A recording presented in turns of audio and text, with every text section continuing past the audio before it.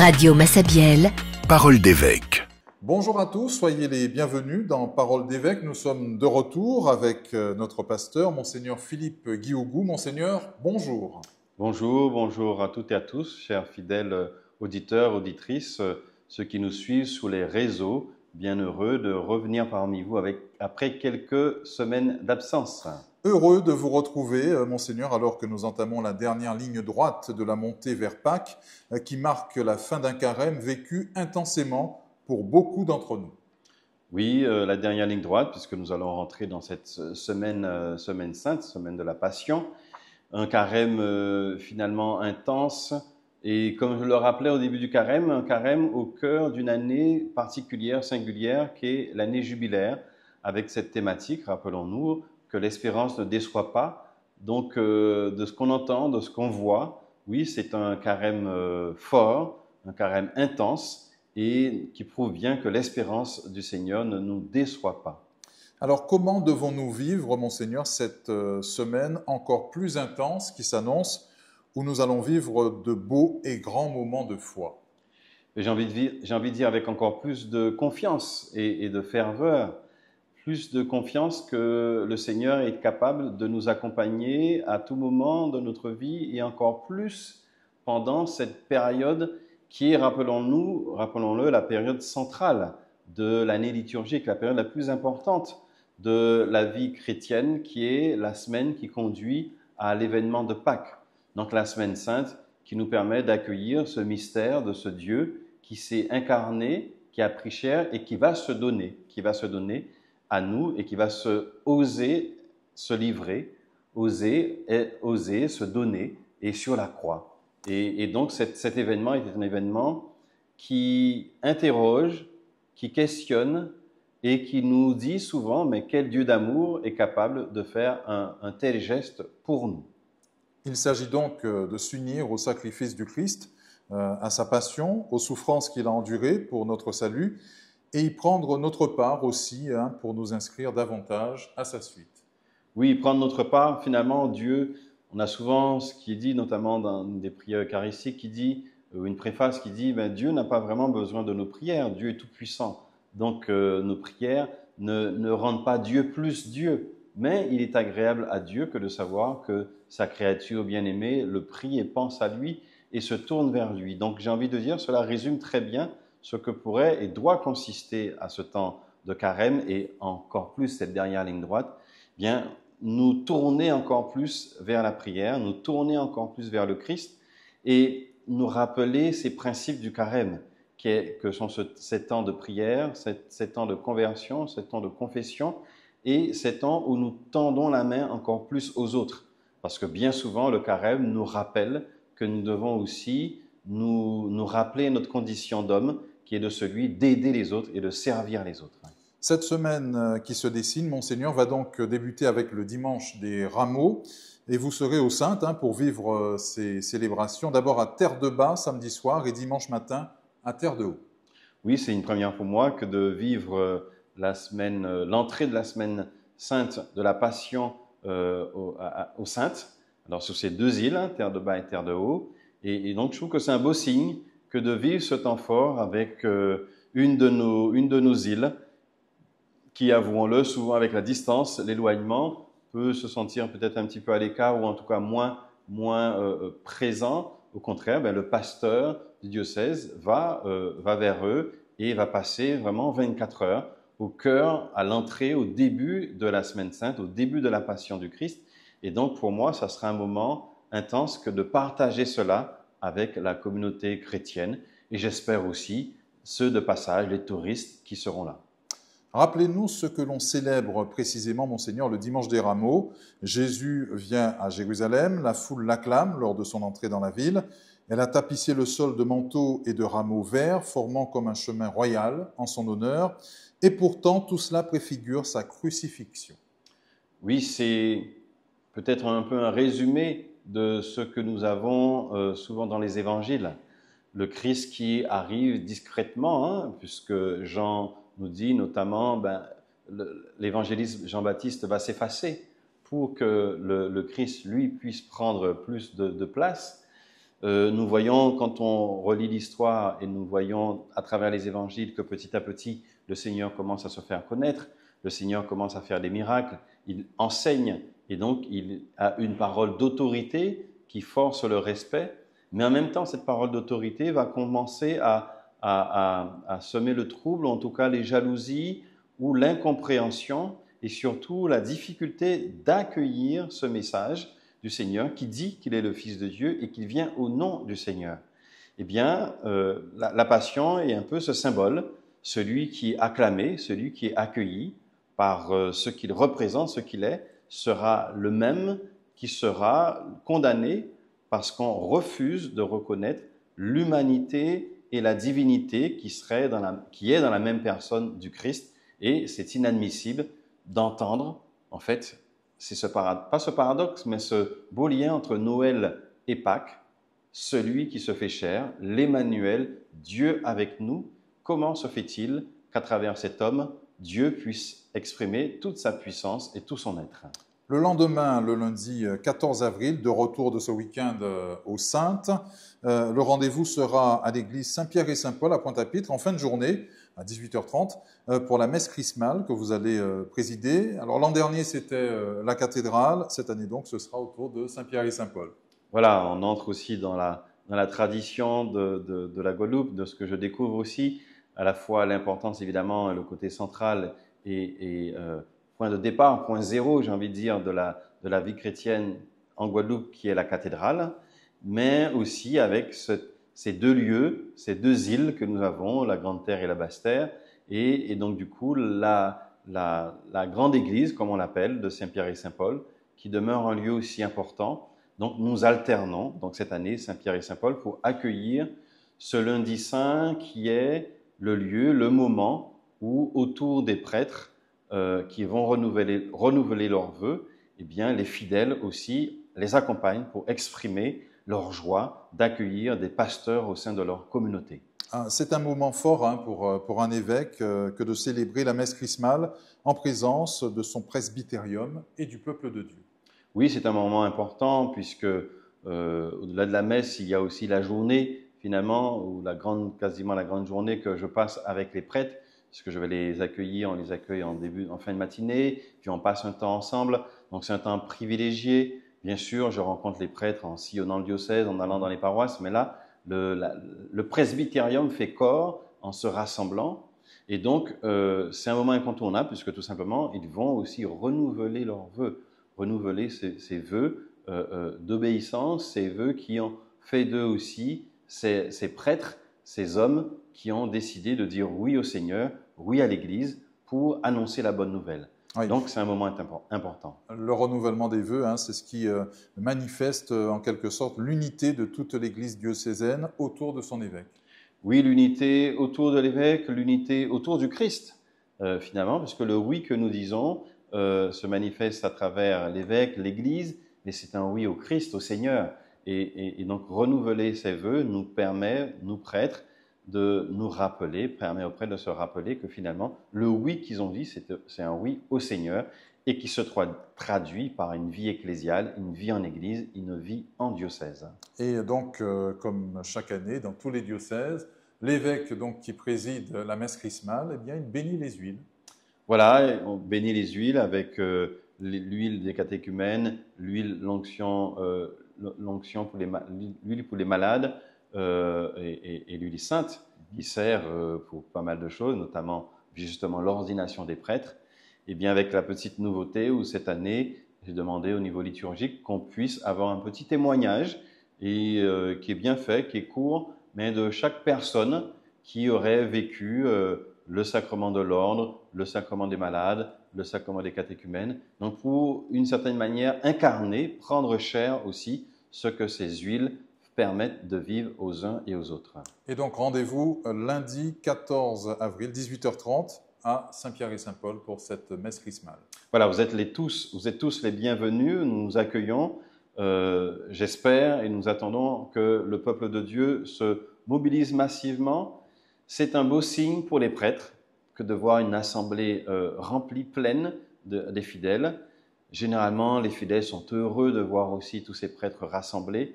Donc nous attendons jeunes, moins jeunes, pastoral des jeunes, pastoral des adultes, eh bien des enfants, venez accompagner et entourer vos prêtres. De mémoire, je crois me souvenir que c'est un lundi saint que nous avons appris votre nomination. Oui, je crois bien. Encore, je me souviens, les prêtres rassemblés, ils étaient rassemblés au moule, C'était à Fatima. à Fatima. Et donc, effectivement, où cette nouvelle. Donc, c'est vrai, vous avez raison de rappeler que finalement, il y a un peu une sorte d'anniversaire à travers, en tout cas, cette date symbolique. Ensuite, donc, Monseigneur, ce sera le rendez-vous du jeudi saint. Vous célébrerez la Sainte Seine à Morne-à-l'Eau, à l'église Saint-André. Vendredi saint, nous serons avec vous sur le chemin de croix de la Baie-Olive à Saint-François, avant l'office de la Passion l'après-midi à l'église du bourg de cette même commune. Oui, une semaine intense, hein, que nous savons, ce qu'on appelle un peu le Tridium pascal, hein, qui nous conduit au jeudi saint, vendredi saint et donc jusqu'au samedi Gloria, comme on dit ici pour la résurrection. Et donc, ces trois moments sont des moments particuliers qui ont leur force évangélique et leur force symbolique, qui disent à chacune quelque chose de l'Église, quelque chose du Christ. Le Christ, fidèle serviteur, celui qui est le maître, comme il nous dit, n'a pas retenu sa condition divine pour épouser la condition humaine qu'on entend aux Philippiens, et donc qui nous dit en quelque sorte que, eh bien, moi je suis capable de m'abaisser, de vous laver les pieds, faites de même. Et donc ça rappelle une église au service, une église servante, et en quoi, en tout point, nous sommes invités d'abord à être des serviteurs. Et notre société a besoin d'hommes et de femmes qui comprennent que finalement, ce qu'il y a de plus beau dans notre monde, c'est d'être au service. Et puis le Vendredi Saint, qui pour moi est un moment, pour moi très fort, liturgiquement, parce que c'est un moment sobre, c'est un moment très dépouillé, qui passe par à la fois le chemin de croix. Effectivement, il y aura une marche assez longue, donc ceux qui vont nous suivre ou qui viendront, prenez de bonnes chaussures pour la grande marche de Saint-François à la Baie-Olive, donc qui nous conduit pendant tout ce moment à la méditation de la vie du Christ. Et puis la croix.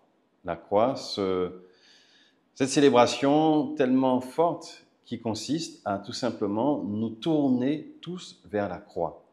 Comme nous avons entendu récemment, ce bâton dressé, en fait, ce n'est plus ce serpent dressé, c'est le bois et le Christ fixé sous ce bois qui vient sauver le monde. Et donc, tous ensemble, nous allons nous prosterner, nous incliner devant cette croix, devant le Christ. Et puis, ça nous conduira à le grand samedi saint, ce silence du samedi saint et au samedi soir de Pâques.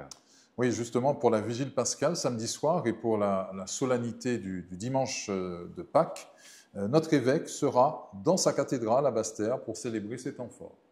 Oui, évidemment, en tout cas, c'est un moment clé et important. C'est bien aussi de sillonner le diocèse. L'année dernière, j'étais notamment au Moule pour le samedi, la Vigie pascale. Cette année, c'est aussi important d'être à la cathédrale pour signifier aussi cette présence de l'évêque au cœur de sa cathédrale, et avec la joie encore de baptiser, et la joie de cette lumière qui vient luire dans les ténèbres, qui vient poindre dans les ténèbres, comme cette lumière qui montre que le bien est toujours vainqueur, et qu'il suffit d'une étincelle pour qu'au cœur de nos ténèbres, au cœur du désarroi, au cœur quelquefois du désespoir, l'espérance puisse surgir et jaillir.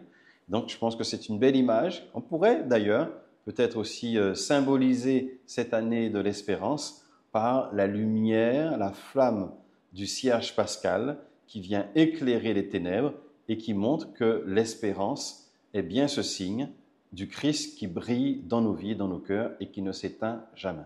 On rappelle que c'est aussi durant la veillée pascale que seront célébrés les baptêmes d'adultes. Cette année, ils sont 45, soit 25% de plus que l'an dernier dans notre diocèse. C'est une tendance qui se confirme à l'instar de ce que l'on constate au niveau national. De plus en plus d'adultes demandent le baptême. Oui, c'est vraiment.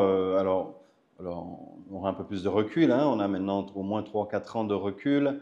Euh, on, on en parlera tout à l'heure, mais j'étais à la conférence des évêques de France au début du mois d'avril et j'étais vraiment surpris, ou en tout cas, ça a eu une résonance très forte. Le nombre d'évêques qui ont partagé sur l'étonnement, on peut parler ainsi, que nous avons encore de voir que nos églises sont vraiment pleines et le phénomène des catéchumènes semble un phénomène qui se confirme dans tous les diocèses. C'est revenu de la bouche de tous les évêques. Nous avons un nombre croissant d'hommes et de femmes ou de jeunes qui viennent frapper à la porte. Qu'est-ce que ça veut dire? Quel signe de temps? Des temps, ça nous indique à nous de prendre le temps de réfléchir, d'accueillir ça et de prier et de rendre grâce. Dans l'Hexagone, hein, comme nous l'avons appris cette semaine, plus de 10 000 adultes vont recevoir donc ce sacrement du baptême hein, à l'occasion de cette fête de Pâques 2025. C'est le plus haut constaté depuis 25 ans. Vous qui avez été ordonné en Île-de-France, qu'est-ce que ça vous inspire? Ben, cela montre vraiment cette progression que j'avoue moi-même avoir vue, notamment je parlerai particulièrement de la pastorale des adolescents. Moi j'ai commencé en 2004 mon ministère et j'ai vu très clairement l'augmentation du nombre d'adolescents venant frapper à la porte de la paroisse pour le baptême. Et donc, alors on peut expliquer ça aussi par rapport au fait que pendant pas mal d'années, on a moins baptisé aussi les enfants et le Seigneur nous rattrape, son Esprit Saint nous rattrape. Et donc, ça se vérifie au niveau de l'Île-de-France. Il y a le rassemblement auquel j'ai participé pendant des années, ce qui s'appelle le FRAT, le rassemblement à Lourdes, qui rassemble des jeunes d'aumônerie, de lycée à Lourdes. Eh bien, les chiffres sont aussi incroyables. Il y a 3 ou 4 ans avant mon départ, nous étions autour de 10 000, en fait, qui étaient 10, 11 000, le maximum. Eh bien, cette année, ils sont 13 500 à participer au FRAT. Donc, c'est encore un autre chiffre qui étonne et nous ne comprenons pas d'où vient cet engouement. Eh bien, ce chiffre on a explosé, on est en train d'exploser nos compteurs. Donc, rendons grâce et disons au Seigneur, mais donne-nous cette capacité de discernement, de comprendre les signes que tu nous donnes. Et au niveau de notre diocèse, c'est évidemment une grâce hein, que de vivre avec nos catéchumènes adultes et ados, hein, ce moment fort de leur initiation chrétienne, mais qui ne doit surtout pas s'arrêter là, à la nuit de Pâques. Non, c'est aussi ce que nous avons dit avec la conférence épiscopale de France, avec les évêques, de dire peut-être nous devons encore plus être il y a l'expression, l'évêque a utilisé cette expression, une pastorale catéchuménale. Voilà, comment nos paroisses, nos diocèses doivent peut-être avoir une pastorale catéchuménale qui à la fois accueille ceux qui viennent frapper à la porte, les recommençants aussi, et qui dans cette pastorale catéchuménale sont capables de les accompagner au sacrement, mais aussi après, ces fameux néophytes, ces fameux de ceux qui débutent et qui ont pris conscience qu'il y avait une église, le Seigneur, dans leur vie. Eh bien, comment nous les aidons à faire la jonction avec la paroisse, avec la vie d'église. Et donc, dans cette pastorale catéchuménale, ça va jusqu'à les accompagner pendant un temps un peu plus long pour qu'il y ait un enracinement et que la parabole de l'évangile qui dit, eh bien, cette bonne graine, elle est tombée dans une terre à la fois pierreuse, dans une terre un peu avec des ronces, dans la bonne terre, eh bien, finalement, que ce soit surtout dans de la bonne terre et que nous enlevions les pierres, les ronces pour que cette pousse puisse tenir et s'enraciner. Nous avons vécu ces dernières semaines, ces derniers jours, au cœur de ce carême hein, qui s'achève, Monseigneur, de beaux moments de foi et d'espérance hein, également. Les 24 heures pour le Seigneur qui ont été un succès en Guadeloupe. Il y a eu aussi toutes les célébrations pénitentielles dans les paroisses et les doyennés. Beaucoup de fidèles, on l'a constaté, ont souhaité se confesser et l'ont fait. Oui, c'est aussi le signe d'un diocèse de prêtres, de fidèles qui s'engagent. Donc c'est aussi l'occasion aussi, on ne le fait jamais suffisamment, de remercier les prêtres de l'engagement qu'ils ont, de l'action pastorale, de ne pas ménager leurs forces, parce que finalement, Ça demande du temps, ça demande beaucoup d'énergie, que d'accompagner, que d'écouter, que de confesser. Donc, c'est une bonne manière aussi de remercier nos pasteurs que d'être un peu comme le curé d'Ars qui ne comptait pas ses heures pour accompagner les fidèles. Et puis, nous avons besoin, beaucoup d'hommes et de femmes qui ont besoin d'une oreille attentive, qui ont besoin d'une oreille miséricordieuse à l'image du Seigneur. Et c'est peut-être aussi un des signes de cette année jubilaire. Comme je disais au tout début, eh bien, que cette année jubilaire nous étonne. Ce n'est que ce que nous pouvons espérer, que ce que nous avons prévu soit bousculé aussi par le Seigneur. Et donc, c'est une année de grâce, nous a rappelé le pape. Et donc, cette grâce passe certainement aussi par un carême encore plus fort, plus spirituel, plus ancré dans notre humanité. Vivre ainsi ce sacrement de réconciliation, plus encore en cette année sainte, c'est l'appel que vous aviez lancé, hein, Monseigneur. On peut dire qu'il a été entendu et que l'Esprit Saint a fait son œuvre, a fait le reste. Oui, en tout cas, c'est avec cœur que j'ai lancé cet appel, que ce carême soit vécu avec cette lettre. L'espérance ne déçoit pas, et si l'espérance t'a fait marcher plus loin que ta peur. Voilà ce que je disais en début de carême, en disant, oui, il peut y avoir des peurs légitimes, il peut y avoir des difficultés légitimes au cœur de notre vie, de notre humanité, mais on peut marcher plus loin que la peur. Et donc, plus loin que la peur, c'est à la suite du Christ, de son évangile, et le plus loin que la peur nous conduit finalement, à un moment donné, aux portes de ce lieu de miséricorde qu'est le Seigneur. Il y a une question qui nous est souvent posée, hein, qui revient assez régulièrement. Une fois que l'on s'est confessé, comment, de manière pratique et concrète, demander et obtenir l'indulgence jubilaire? Oui, cela me permet de rappeler ce qui a pu être dit dans le petit livret du pèlerin que vous avez eu, et si vous n'êtes pas encore procuré, que vous pouvez vous procurer, qui nous rappelle un peu les conditions pour obtenir l'indulgence. Hein. Cette indulgence qui est le signe de l'amour inconditionnel de Dieu. Et puis, ce qu'on expliquait aussi, c'est que le péché peut laisser finalement, même si nous pouvons vivre la réconciliation, vivre le sacrement du pardon, malgré tout, le péché peut laisser encore des traces visibles, voilà, en nous. Et l'indulgence est là pour effacer ces traces. Alors, on nous donne de façon claire hein, les conditions. Nous sommes invités en tant que pèlerins à assister à la messe, à vivre, donc possible, à vivre la messe, communier si nous pouvons, communier, en tout cas assister à la messe, prendre le temps convenable d'adoration eucharistique et de méditation. On voit que beaucoup de paroisses aussi proposent maintenant l'adoration perpétuelle ou en tout cas continuelle ou en long temps dans les paroisses. Vivre le temps aussi, on se met à l'écoute de la parole de Dieu, on médite cette parole. Nous sommes invités aussi à donner à Marie, Mère de Dieu, une place importante. Voilà ce qui est donné comme condition. Et un diocèse comme nous, qui est un diocèse consacré à Marie, Marie est censée avoir une place aussi importante. Prier aux intentions du Saint-Père. Je crois que cette condition avait encore plus de sens, a eu encore plus de sens à travers les problèmes, les difficultés de santé que le Saint-Père a pu traverser. Et puis, on nous dit d'effectuer un pèlerinage dans un sanctuaire. Dans l'idéal, c'est dans un sanctuaire, notamment dans les lieux saints de Rome ou de Jérusalem. Si nous ne pouvons pas, eh bien, chaque diocèse avait la possibilité d'établir des sanctuaires jubilaires, ce que j'ai fait. Et donc, nous pouvons effectuer un pèlerinage dans un de ces sanctuaires, soit en semaine ou encore mieux, un des samedis jubilaires qui est proposé. Et puis, participer à une œuvre de miséricorde. Ça, c'est important. Nous rappeler que recevoir le pardon du péché, vivre la réconciliation, purifie mon cœur, mais m'invite aussi à ouvrir ce cœur pour les autres. Donc, nous dire quels sont les moments où je vais donner de mon temps pour les plus pauvres, pour les malades, pour les prisonniers, etc. Donc, cette demande d'indulgence passe par ces points. Et puis, le point important, il faut la demander explicitement.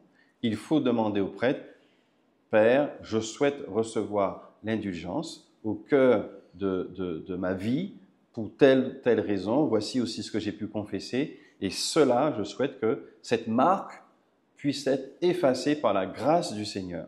Donc, il faut la demander. Encore une fois, dans les lieux jubilaires, c'est là que, du coup, par le mandement, par le décret que j'ai fixé, qui rappelait, on pourrait rappeler ce décret, qui dit c'est dans ces lieux que l'indulgence sera reçue. Donc, je ne retracerai pas, mais on vous donnera ces différents lieux jubilaires. Soit en semaine, ou pourquoi pas, dans la dynamique du samedi, des samedis jubilaires, vous venez et dans la rencontre avec le prêtre, vous signifiez cette demande d'indulgence. Alors, lorsque cette demande est formulée, Monseigneur, auprès du prêtre, dans ces sanctuaires donc, de miséricorde, on demande donc clairement l'indulgence et on rappelle les péchés qu'on a confessés? On explique au Seigneur, au prêtre, pourquoi on veut recevoir cette indulgence sans entrer dans les détails. Sans entrer dans les détails, mais on explique pourquoi on souhaite recevoir cette indulgence, pour que le prêtre évidemment comprenne. Et il nous donne, au nom de l'évêque, au nom de l'Église, il nous dit, vous recevez cette indulgence et vous recevez ce que l'indulgence permet, c'est-à-dire dans cet acte de purification par le Seigneur, par son Église, pour que ce que dont vous souhaitiez être libéré totalement, qu'a pu faire le pardon, mais dont vous souhaitiez que la trace s'efface. Pourquoi? Puisque finalement, non pas que la mémoire disparaisse, mais que cela est une empreinte et une emprise encore moins grande sur nous. Voilà la manière dont je peux expliquer la question de l'indulgence. Très bien. Comme vous nous l'avez rappelé il y a quelques instants, vous vous êtes donc absenté ces 2 dernières semaines pour participer notamment à la session de printemps de la CEF, la conférence des évêques de France qui a élu son nouveau président en la personne du cardinal Aveline. Voilà, donc j'ai participé avec les autres évêques d'outre-mer.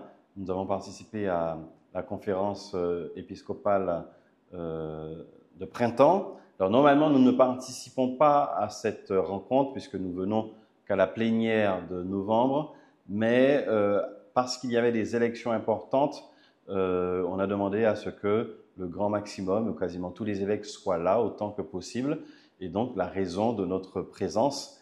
Effectivement, le président de la conférence épiscopale, c'est une responsabilité importante vis-à-vis de l'État, vis-à-vis d'autres instances aussi religieuses, et qui permet aussi de faire entendre la parole de l'Église et de façon unifiée, de façon coordonnée.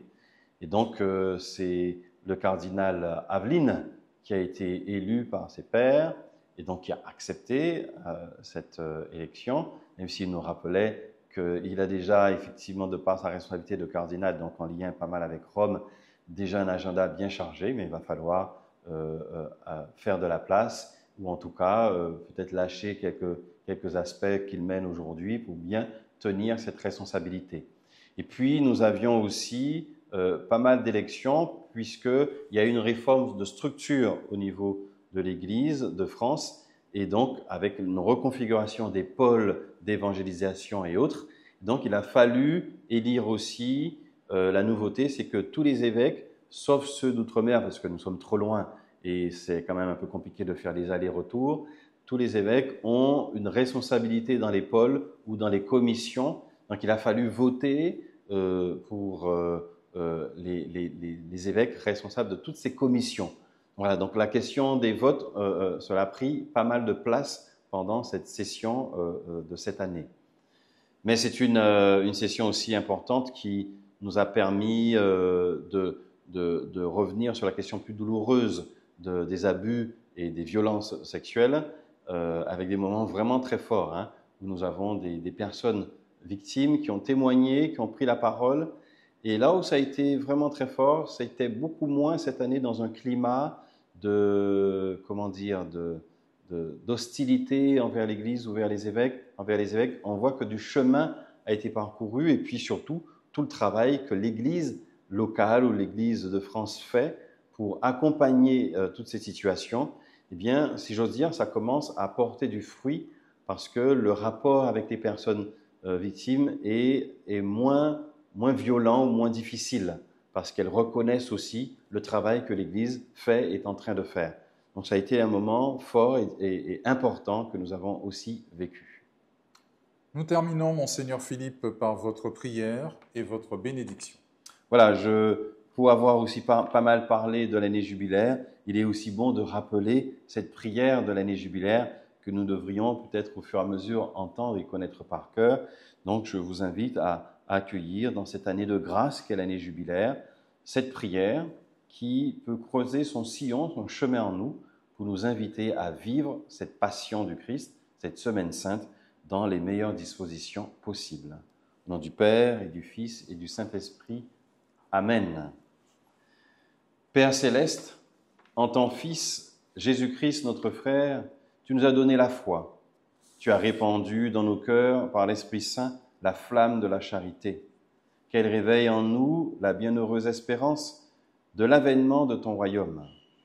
Que ta grâce nous transforme pour que nous puissions faire fructifier les semences de l'Évangile, qui feront grandir l'humanité et la création tout entière dans l'attente confiante des cieux nouveaux et de la terre nouvelle, lorsque les puissances du mal seront vaincues et ta gloire manifestée pour toujours. Que la grâce du jubilé, qui fait de nous des pèlerins d'espérance, ravive en nous l'aspiration au bien céleste et répande sur le monde entier la joie et la paix de notre Rédempteur. À toi, Dieu, béni dans l'éternité, la louange et la gloire pour les siècles des siècles. Amen. Et que le Seigneur bénisse chacun d'entre nous en ce début, cette approche de la Semaine Sainte, le Père et le Fils et le Saint-Esprit. Amen.